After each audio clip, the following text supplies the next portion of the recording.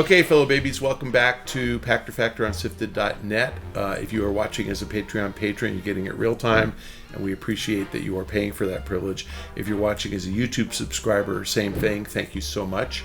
If you have managed to figure out how to link your Twitch Prime account to your Amazon Prime account, we're getting paid. You're getting a bonus by getting the content early. So look at the show description. It tells you how to do that. Link your accounts. It's easy. You have to do it every month or so, though. So just remember to do it. You can wait till you finish listening to my wisdom before you do it. But please link the accounts. All right. Today's question, SIFTD, Kev Masters. What's going on over at Unity? It recently laid off a bunch of staff after stating it wouldn't. It's merging with shady adware companies. CEO John Riccitiello recently stated that if you're not thinking about monetization during the creative process, you're an effing idiot. Unity's future does not seem bright at present. Does this open the door for Unreal Engine to become the de facto middleware for game development? How can Unity rebound? Unity announced when it reported in May that it was going to cut $100 million of expense from its planned spending this year, and they're on a calendar year reporting system. So they said, we're going to cut $100 million commencing May 11th through the end of the year, and they only spend about $2 billion total. So they were going to cut 5% of their costs, but do it in 6.5 months, or 7.5 months, sorry. So that implied they were going to cut more like 7-8% of their costs, because they already spent probably $700 or $800 million by then. And so I expected headcount cuts of 7 or 8%, and they cut 4%. So I'm not sure. I'm sure that you can prove to me that they stated they wouldn't. They sure didn't say it in that call. So I expected headcount cuts. Now there's other stuff they spend money on, outside consultants or whatever. But I spoke to them that day in May 11th or whatever day it was, and asked them, is there $100 million of fat in your spending that you could just cut out like that? Or are you cutting muscle and bone? And their answer was, John Riccitiello was a good answer. He's like, no. He goes, to be honest with you, there's no fat. It's all muscle and bone. But it's muscle and bone investment we're making in projects that are 3 to 5 years away from generating revenue. And we can delay generating that revenue because nobody else is even close to us in what we're aiming at, and we're just going to wait until we're profitable and generating cash before we spend that money, and we're losing money now. We're going to stop losing money. Good answer. And I didn't know what that really meant in terms of people, because obviously there's some hiring freeze, but they basically shut down the groups that were working on those 3 to 5 year out projects. And they'll bring back more people in 2 or 3 years when it's time, when they have enough revenue. So first part I don't agree with. Shady adware companies. Wow. IronSource are freaking great. Now again, I don't know what games you play, but they deliver ads in mobile games. So if you play a free-to-play game free and someone delivers an ad to you, boo-hoo. Stop playing it. It's free. By the way, what happens when you watch a YouTube video? They deliver an ad. Is Google a shady adware company? Okay, guilty as charged. What happens when you watch commercial broadcast TV? An ad. Are they shady adware companies too? What happens when you're listening to the radio? Oh my God, an ad. Turn it off. Your alternative to watching ads or listening to ads if it's radio is pay for the service. So pay for HBO, pay for Netflix, no ads, great.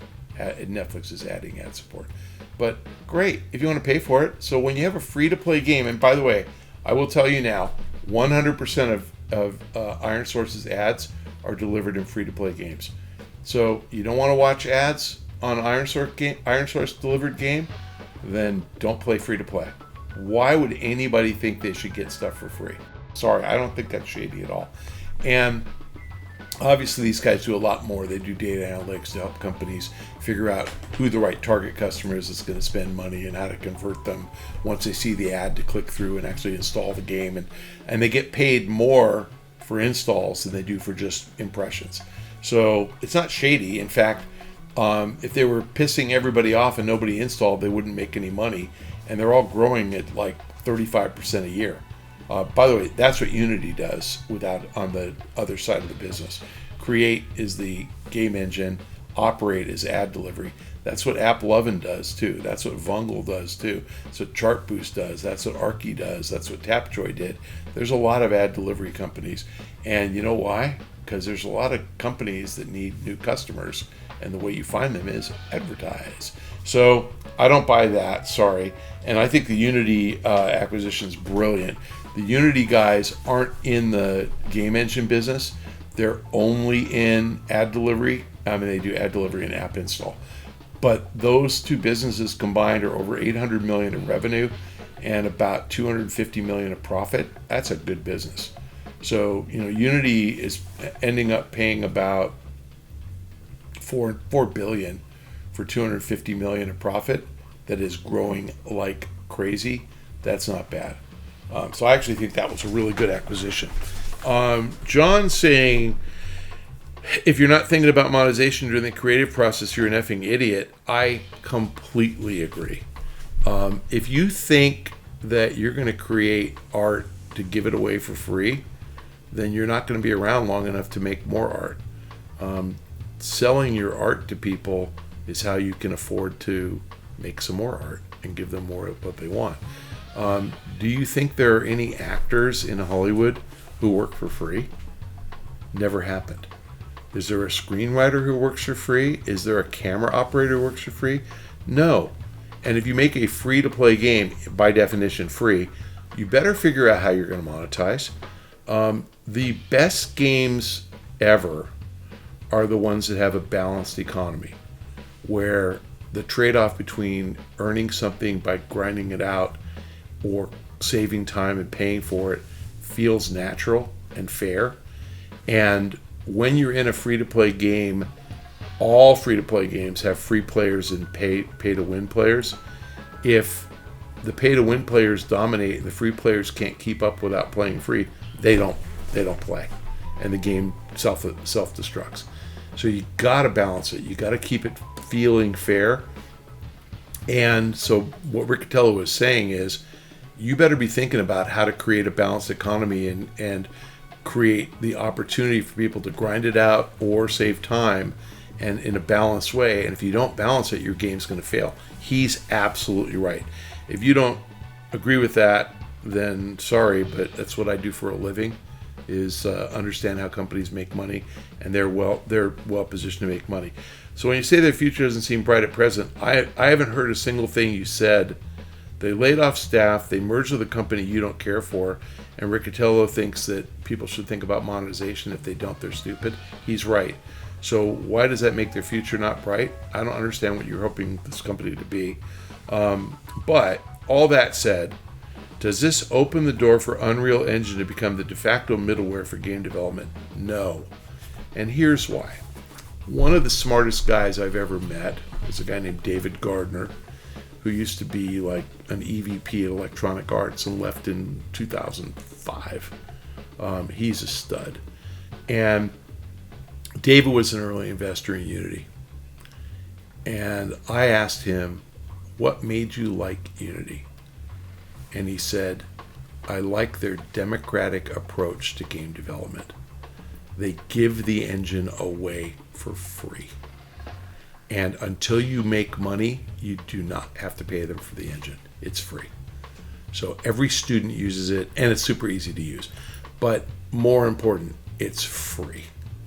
And when you start using it, the early stage enterprise license is $50 a seat per month.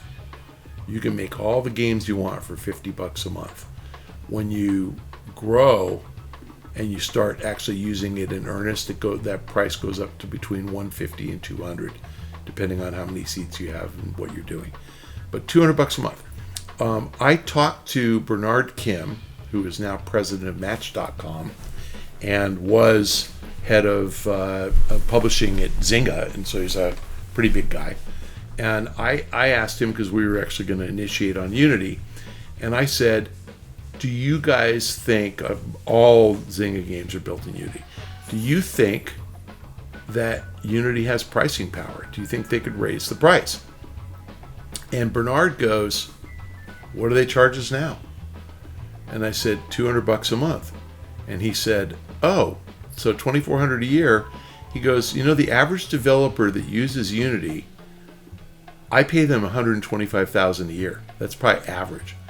And he said, I would guess that the Unity engine saves those guys 40% of their hours in just mundane crap that they couldn't do otherwise. And he said, so for $2,400, I'm saving $50,000 per developer. And he goes, yeah, I'd pay more. Don't tell them. And I said, yes. So the answer is they're going to rebound because 70% of all games use Unity. That's a big number. And that number's growing. And then they bought Weta Digital, so it's going to be more than 70% of all 3D rendering, whether it's game or otherwise. It's going to be giant. And I actually think that is a real market. I mean, there's going to come a day, I'll be dead 20 years, and Shane's going to create Pachter Factor with my voice and my image moving like this, and I'm going to be in the ground dust. And Shane's going to create the Pachter Factor using the Unity engine because he can. You can do it now. I mean, it's crazy how good it is. So how can they rebound? I think the approach is make money, and the way you make money is you grow revenue, you cut expense. Laying off staff cuts expense. Merging with IronSource adds revenue that's profitable revenue. Get profitable as quickly as you can, and when you're profitable, use your profits to fund your growth. That's what they're doing. So I'm a huge fan. Can I tell you that you need to run out and buy Unity stock right now? No, the market's going to be tough for a while. This inflation, recession stuff is a problem. Interest rates are a problem as alternative investments. Bonds will make more sense than equities in many cases. Investors don't want to buy unprofitable companies.